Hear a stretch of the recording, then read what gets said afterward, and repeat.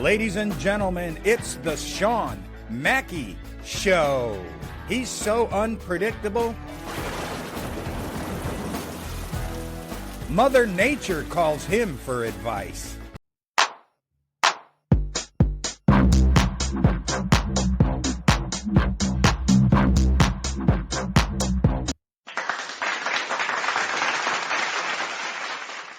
All right, here we go, ladies and gentlemen. Season 2, episode number 7 of the Shawn Mackey Show. Opinionated, unedited, and unpredictable. And I have to start out by apologizing to the fans out there. You all probably think I'm wishy-washy. I'm just still trying to figure this shit out. Season 2, and I'm still trying to figure it out. I wanted to post 3 times a week to kind of try to cover everything and get all the information in. But it's just with sports, it's so much information. And 15 minutes per episode is just not enough time. I would rather have a 30-minute episode that, oh, did you hear that little echo? Ooh, my finger hit the wrong button. FFS, fat finger syndrome. Look at these little sausages. Anyway, I would rather just post like a 35-minute episode and not really worry about trying to fit everything into smaller 15-minute segments. Right. And of course, you know, as a first-time podcaster here, just getting started, I got a job. So I got to kind of try to fit that in, all with the family time and then doing some things around the house, all that good stuff. So it's like, it's crazy. So we're just going to go back to posting once a week. More than likely, it's going to be on Tuesdays or Wednesdays because we want to get in like all the NCAA action. We want to get in the Major League Baseball, the playoff news, the Chicago Cubs. We want to get in the Monday Night Football. The only thing that's missing is Thursday Night Football for that episode, but we'll capture that back on the following week. So during the Bears game this past week, I recorded 2 episodes. But then I've had a chance to calm down. I've had a chance to go back and look at some film. And I'm kind of glad I didn't just willy-nilly post them. Because I might have pissed off a lot of people. And look, here with podcasting, this is one of those deals where they say you should have a niche. A niche. However the fuck you pronounce it. Like, kind of pare it way down so you can get the followers and get the listeners. And there's a shit ton of people in the United States and elsewhere. And I kind of figure that I'm not a rose-colored glasses kind of fan. The teams that I follow, you know, if you're fucking up, I'm going to call you out on it. If you're not doing the things you're supposed to be doing, I'm going to call you out on it. Some people don't like that, but I figured with the amount of people in the United States of America that there would be a lot of people that would feel the same way I do. And then that would be my niche, right? Hasn't happened yet. Kind of getting a little frustrated. Don't see the downloads. Don't see the subscribers that I'd like to see. But it's still early. I haven't even been doing this for a year. I really enjoy sitting behind the microphone and doing the podcast stuff. So again, apologies to the fans. If I lost some of you, that's on me. I'll own that, and I'll build up some new ones, maybe get you back in the near future. So we want to start out with the Chicago Bears. They are regressing. They regressed in week 2. Caleb, I was never really sold on that draft pick. I feel there's a few other quarterbacks taken in that same draft that are doing a much better job than he is, but he improved a little bit from week 1 to week 2. The whole thing with the Bears is I just feel like we need to see improvement as fans every single week. We can't keep losing. Now, we're 0-2 as Chicago Bears fans. Hell, the Kansas City Chiefs are 0-2 this season. So, you know, we'll see where things go. Do I still think the Bears can be a playoff team? Not going to panic yet, but I think we're going to have to just say wait and see. Now, the weird thing about this week in the NFL is we've had some major crazy injuries. With the Bears, we saw Jalen Johnson come back and play in week 2. Didn't even make it through an entire half, re-injured that groin. And I think he's now out indefinitely. You know, we saw Joe Burrow go down with the turf toe, going to be out for 3 months. The Monday night game, was it the Monday night game or the Sunday night game? Uh, oh, shit. Man, I got to think. All right, we'll get back to that in a minute. But let's talk about the Bears game against the Lions. Some things that I witnessed, and I will say this. Now, in the episodes I recorded and didn't air, I may edit them and then just throw those up for you all to see what I would have posted. But Tyreek Stevenson, this guy got to go. This guy should never see the light of day or see the field again. I don't know what the coaches see in him and why they keep trotting him out there. And it may be because of the Jalen Johnson injury. Now that he's out for a while and getting second opinions, I just don't think Tyreek Stevenson is the guy at the NFL level. He gave up the very first play against the Lions, a big play, a long play. That was right in front of him. Then Montez Sweat has a really nice sack, and that's negated by a Tyreek Stevenson penalty.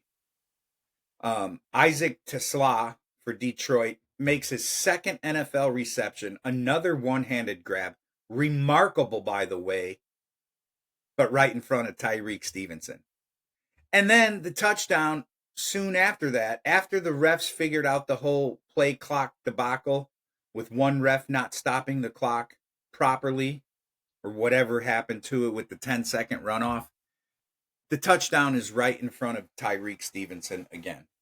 So I'm not sold on this guy. I personally, and I know we've had a coaching change, so that might be the reason why it didn't happen, because they're going to give this guy the benefit of the doubt. But I don't know. I don't know if I would have played that guy at all after that whole Washington game last season where he gave up that Hail Mary on the tip.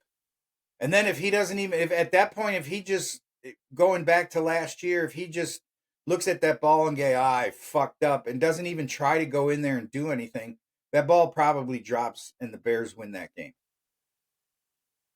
At least that's the way I saw it. But he goes in there and tips it right into the hands of the Commander's receiver.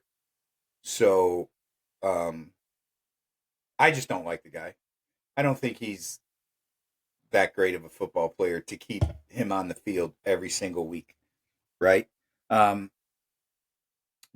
Swift fumbles in the red zone. That was a tough one right there. But here's the thing, and I know Ben Johnson's the new coach and all, and he's very aggressive. But, man, you went for it on 3rd and 1 on a quarterback sneak. You didn't use any kind of tush push. That was not in the game plan, and you get stuffed.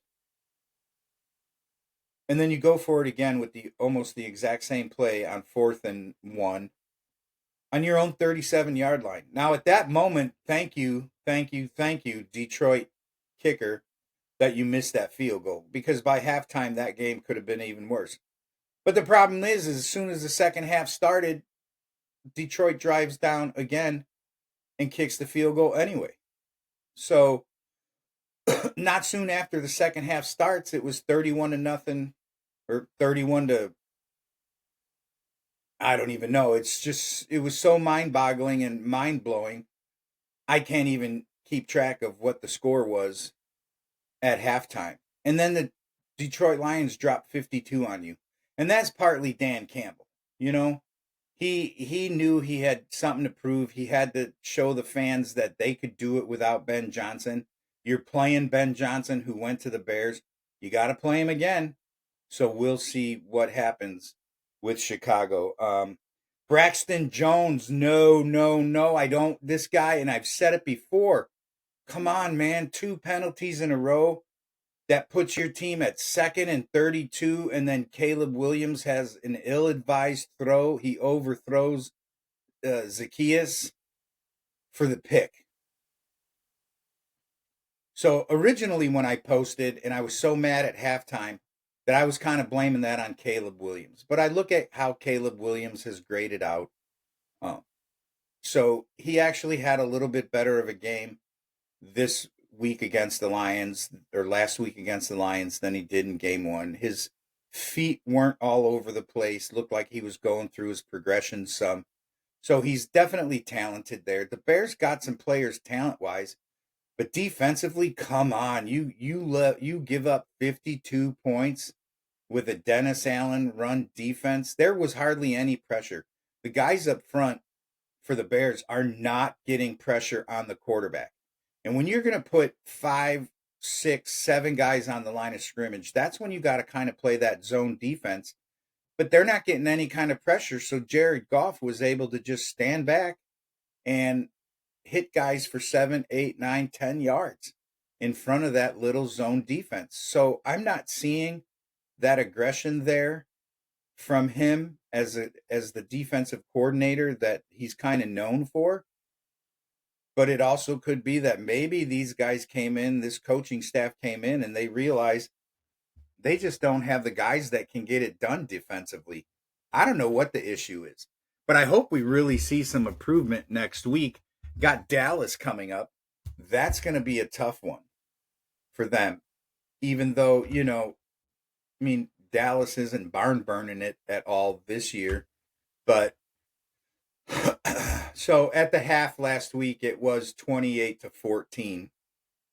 So it could have been 31-14 had Detroit not missed that last second field goal at the end of the half right there.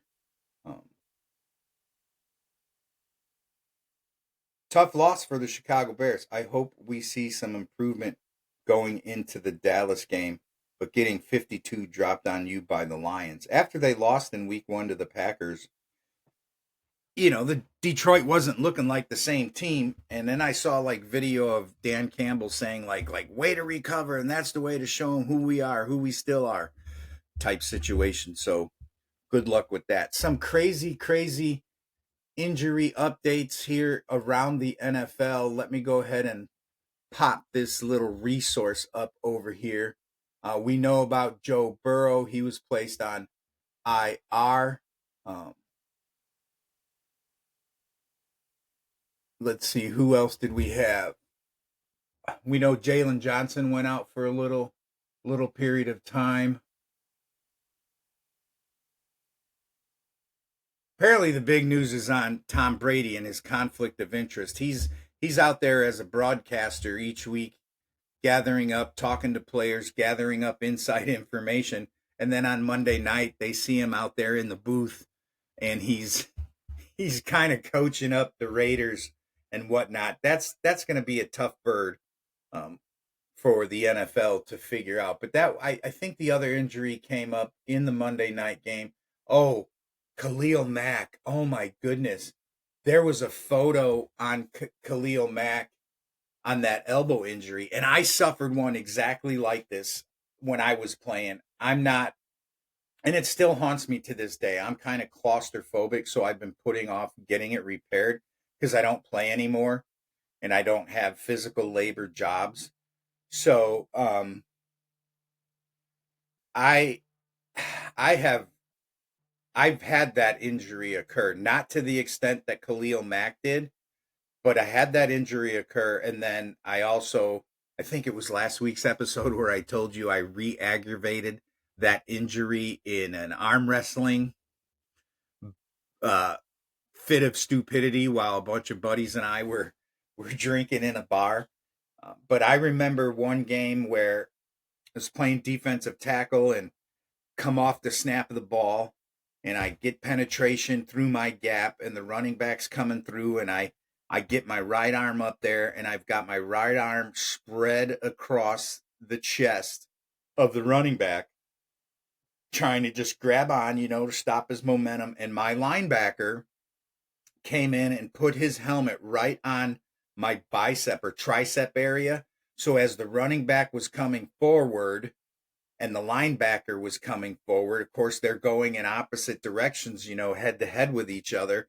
And I know that arm just bent back. And thankfully, I was able to kind of let go and fall to the ground. I mean, I heard it pop. I knew there was some damage there. I had some issues with it. In fact, it stopped me from being able to long snap for the rest of that season because the elbow would be tight and I'd have to wrap it up. I could still play defensive tackle, but I couldn't really long snap.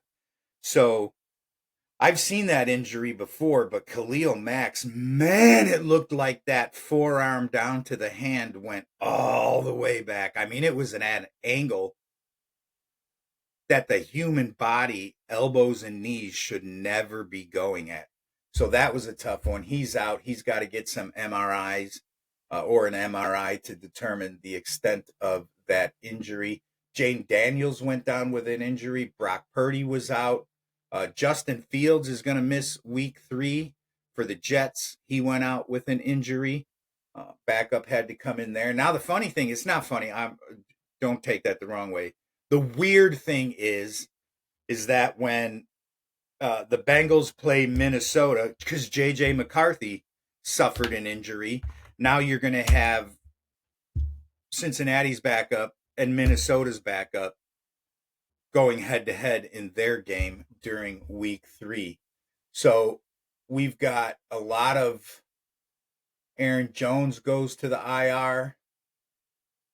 Josh Allen broke his nose in the middle of the game. Boop, pops it back in, goes out, finishes the game.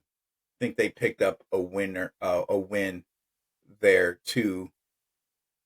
So now with J.J. McCarthy out and Carson Wentz backing him up, the Vikings have signed former starting Falcons quarterback Desmond Ridder. So that's a little bit on the injury front there. A few more guys of note who are injured all across the NFL. The big one for us as Bears fans is Jalen Johnson. He re-aggravated that groin. Kyler Gordon, I still think, is on the DNP, did not practice list. Who knows? Who knows when we're going to see him back on the field? And the funny thing is a couple of seasons ago, I was not high on Kyler Gordon either. I felt that this guy was just like a reincarnation of Kyle Fuller. But then the Bears, to Eberflus' credit, I think figured out a better position for Kyler Gordon. And then last year, he was kind of lights out. I really liked his play last year. So that's one of the deals that we see in the NFL all the time. There's just so much unpredictability. Okay. As far as the Bears go, I think Caleb Williams should have thrown that damn ball out of bounds, just straight in front of him. He was already out of the pocket. Don't try to make a play there. And that's one of those things coaches have to work on with him. If you can try to make that play, but make sure that that ball is thrown in an area where no defender can get to it, that's fine. But that was an ill-advised throw. He was already out of the pocket. He should have just thrown the ball past the line of scrimmage, straight out of bounds. Shouldn't have even tried to make a play. Bears still having some penalty issues there, some false starts with Darnell Wright. Still trying to figure out if this is a cadence issue with Caleb or if it's a discipline issue with this offensive line. And then here's the other thing that's killing me, man. You went and drafted, what was it, number 10 overall, Colston Loveland, and he was a non-factor in that game. And Ozzie Trapillo was a healthy scratch. Shamar Turner was a healthy scratch. Luther Burden III, I don't even think he played at all. He's got one reception for -3 yards. So what does that tell me as a fan? That tells me that Ryan Poles is not that good of a talent evaluator. And I actually saw an article. I didn't read the article because the title of it alone had enough to piss me off. And it was where Kevin Warren was saying that, well, Ryan Poles is still kind of learning the GM role, and it's just like, What the fuck? As Bears fans, we've suffered through so much. I was shocked when they hired a no-name GM like Ryan Poles when they did. And yeah, he got the trades going that got you those 2 first-round picks. He got you that second first-round pick 2 years in a row, and you knew you were going to take Caleb Williams. But again, the jury's still out on Caleb Williams, and there's a few quarterbacks in that same draft class that I think are doing a lot better. Michael Penix Jr. was starting for Atlanta the other night. He looked poised, under control, led his team to a victory. So I'm starting to wonder if Ryan Poles, and that's the thing as Bears fans, it's like, why do we keep getting put through these experiments?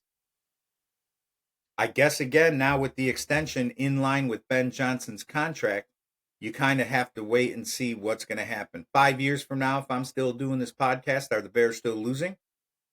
Or have the Bears become a legitimate playoff contender, kind of go to the playoffs every year, whether they win a Super Bowl, every year or every other year? You might not find that like you're finding with Kansas City.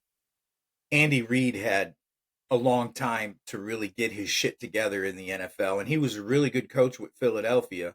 But then going over to Kansas City, he's really shown us that he's a really good coach. So the jury's still out there with the Chicago Bears. I did like the running game a little bit better, but it seemed like they got away from it a little bit. In the first half, DeAndre Swift was eight carries, 50 yards for a 6.3 average.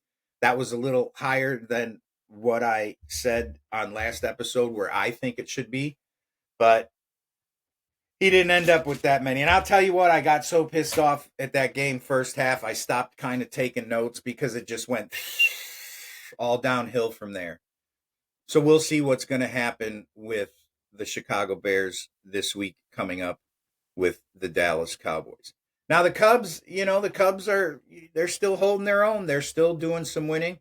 The guy you went out and got at the trade deadline, Soroka, he's off the IL now, but they're going to start using him as a reliever. Maybe that's a good deal because, he's trying to still kind of get that arm healed up. But if you do make the playoffs, I think you went after this guy to be a starter. Now he's going to be in the bullpen.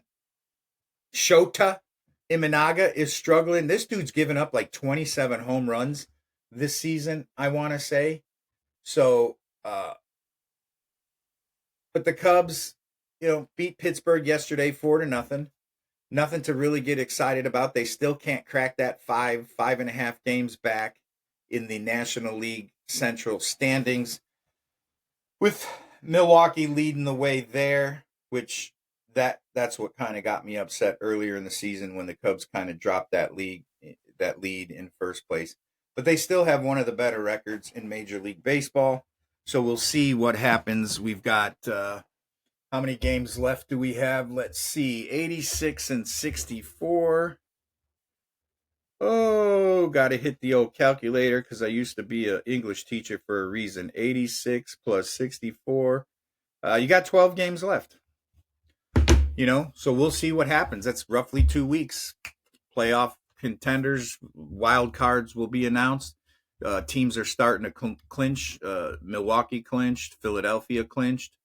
Teams have been eliminated. So here we are down to the final end of the season. Now, if the Cubs are in the playoffs, we'll kind of continue to talk about them and Major League Baseball as long as they stay in the playoffs. If they end up getting eliminated, then the entire focus for the rest of this season of my podcast will be on football, college and or the NFL.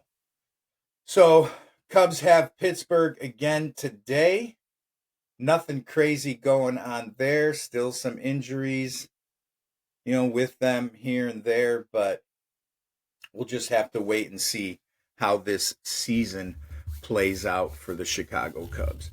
I do want to say that I'm absolutely glad that I did not post those episodes because I was really fired up. I was really pissed. I might have sent every bit of every single one of my leftover fans straight to other podcasts. But the funny thing is, and I don't know if I should just start putting my show up like immediately after the game, holding up the newspaper to show you the date and a timestamp somehow. My recordings don't have those. But if you're wondering if I know my shit, I know my shit. Because a lot of the shit that I complain to my wife and family about how the games turned out is the same damn shit all the fucking pros say after the fact. All the radio announcers, Colin Cowherd, 670 The Score out of Chicago, articles being written. I said in that scathing podcast that I didn't post, and if I have a clip of it, I'm going to get that out there on social media. But I said the same thing. I said Ryan Poles doesn't know what's going on. And the dudes on 670 A Score said kind of the same thing. I did panic a little bit. I did say, like, Caleb Williams isn't the guy. I didn't like that draft choice. I thought you could have drafted somebody else in that first round. Hell, at that point, you could have traded down that first pick. I still think Washington would have taken Jaden Daniels with that first pick. So then you're stuck. Who do you get after that? I thought J.J. McCarthy was kind of nice and poised when they beat the Bears, but then he struggled in week 2 and then got hurt. This kid was hurt all last year. He's a Chicago kid, grew up a Bears fan. I really hope he's not one of these guys who's injured all the time and then doesn't have a great career, because he looks like a guy who could have, a great career if he could stay off of the injury list. So I think that's going to be about it for this week's episode. Kind of keep it around 30 minutes or so. That's a good time. No, it's not. Let's get to some NCAA standings now. I didn't get into this last week, but the teams that are up at the top are the teams up at the top who you expect. Here's what I don't understand. This is what I still don't understand about these rankings. The AP, the Associated Press Top 25. How the hell do you have Notre Dame at number 24 and they're 0-2? And USC is number 25 and they're 3-0. What the fuck? How are these reporters still looking at paper and saying, well, it doesn't really matter. It's a fluke. USC's 3-0, but Notre Dame is still the better team. So at 0-2, we're going to put them at 24. And we'll put USC at 25. That doesn't make any freaking sense to me. I mean, you got Michigan at 21. They're 2-1. So they're a little higher than Notre Dame. Auburn, Missouri are at 3-0. They're just ahead of Notre Dame. But, I wish there was somebody who would come onto this podcast and really explain to me this AP Top 25, because it boggles my mind every year. And I've posted about it before, and I've had people try to explain, you just got to look at you know what? I don't know. That's absolutely ridiculous to me. Glad to see Illinois is up there at number 9. My beloved Texas at number 8 at 2-1, but Illinois is 3-0. I mean, I'm here. I'm hour and 45 minutes away from Champaign.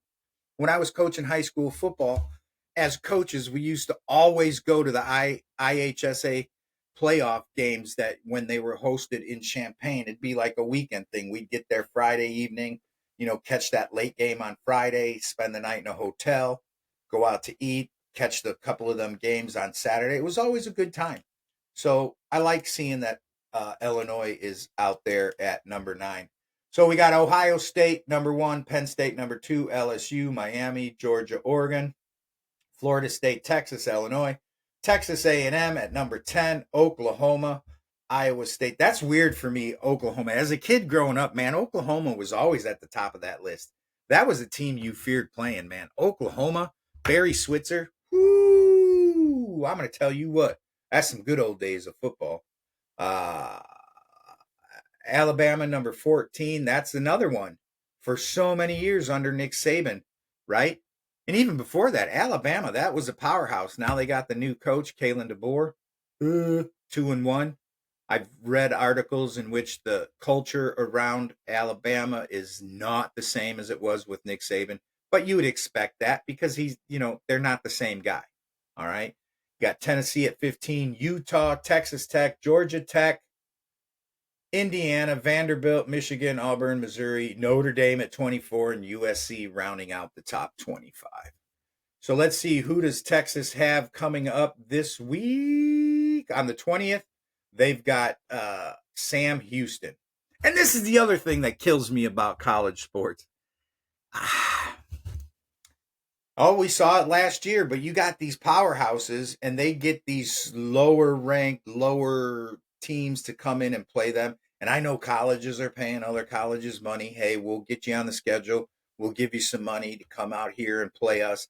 Because it's one of those deals where, you know, if it's a big time school asking these people to come play them, they pay them out some money because they know, yeah, maybe it's going to be a blowout, this, that, and the other. And I'd have to do some research, but I think it was whoever upset Florida. Was it University of South Florida? Florida paid them a bunch of money to go play that at Florida, and then they were upset. So, but then you got teams like Sam Houston playing Texas, and even last week Texas playing San Jose State University. It's crazy. It's crazy to me what happens. So we've got Texas has upcoming Sam Houston, then Florida, Oklahoma, Kentucky, Mississippi's at Mississippi State. Yep, Mississippi State they got coming up after that. Then they get to Vanderbilt, Georgia, Arkansas, and Texas A&M. Texas is going to have a tough time with Georgia in that game. I can already tell you that right now. So that's the NCAA action that we've got coming up with the top 25. I know it's not as in-depth, and I know if I'm going to keep posting episodes only once a week, just because I think the 15-minute timeline to try to get all this in is just not really going to work. So we'll get some more in-depth as the season goes on here with the podcast. So I hope you come back. You know, if you know someone who listened and you guys were listening to my show together and you know they kind of walked away, tell them I apologize. Tell them to come on back. Give me some feedback. I keep asking y'all to hit me up on Facebook. When I put the little short clips on Facebook, throw some comments in there. Throw me a Facebook message. If you get and download on Spotify, there's a link at the very top of everything that says, hey, send me an email, like a fan email, right? You'll get shout outs on the show. Still looking for some guests. It's kind of hard to run a podcast where you don't have any kind of connections so that people can come on as guests other than possible friends who might want to come on. And that was a good idea for me when I was still doing dumbass shit that I did or shit that pisses me off, because I could just have friends on, although not. I dropped the ball on one who said they come on. So I'm still trying to learn this podcast. I'm still trying to fit it all in between the JOB and all the family stuff going on. After our pool took a crap last season, the wife was convinced she wasn't going to put in a new pool. We started getting the yard all prepared for grass, and then she decided at the last minute to put in a pool. So we had that put in about 3 weeks ago, and so the yard's still kind of a mess. So we've been out there working in the yard every night after work, kind of doing things like that. Had to build new steps to get in the pool. So we got a pool again, and then it was really nice and hot around here in the Midwest for the last week. So we actually got some swim time happening. Some friends decided to put in a pool, and I've been helping them out there with their deck. So, you know, life kind of gets in the way. So I just got to do a little bit better of carving out some time for the show, and we will get to that, and I promise you that. So from me to you, much love. I'm getting ready to get out of here. Peace, y'all. Have a good one. Hey, if I made you laugh, made you think, or even made you smile, please tell all your friends. If I didn't, just keep that shit to yourself. Thanks for listening to The Shawn Mackey Show.